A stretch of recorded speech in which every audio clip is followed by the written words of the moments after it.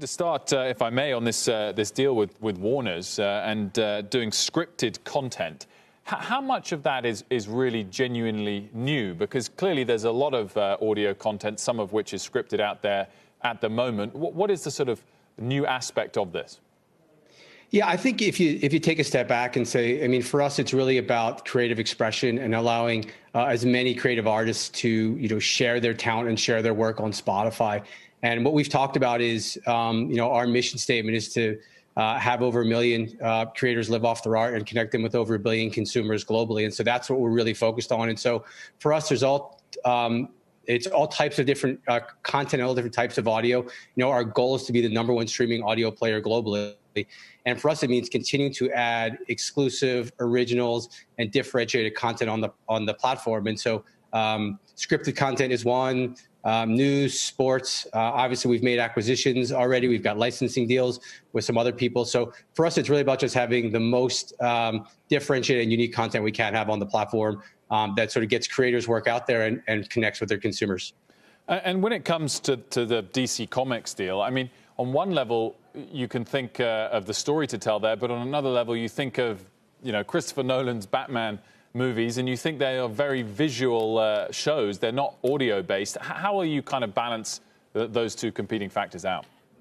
Yeah, I think audio is a very unique medium. I think there are different ways that you can express things in audio that you can't in visual. For instance, I think we talked about in the Batman example, being able to hear Batman's inner thoughts and inner monologue. And those types of things will be unique and differentiated, and being able to take stories in different directions where they haven't already gone. So we're just super excited about being able to have all sorts of differentiated and unique content on the platform. I wanted to focus on the big podcast news, obviously, with President Obama and Bruce Springsteen, which is getting a lot of attention. You're clearly spending a fortune on content in podcasts. How are you monetizing it? Yeah, I wouldn't say a fortune. I would say we're trying to be very thoughtful and strategic about what we're spending on content. I think when we look at the content spend for us, it's really about, again, driving engagement on our platform.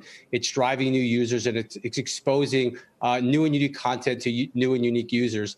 If you actually go back and look about a year and a half ago, we had said that by adding podcasts and that content on the platform, that we felt that they were correlated between podcast growth and engagement on our platform. And over the last year, what we really wanted to prove out is the causality. Like, is there an actual relationship between having this unique and differentiated content on our platform and actually driving increased retention, increased engagement, and most importantly, driving higher lifetime value? And so what we believe we're now able to prove is that by having this differentiated content, we're actually improving and increasing lifetime value for each consumer, our user or subscriber that joins our platform. And so we feel really good about the investment we've made.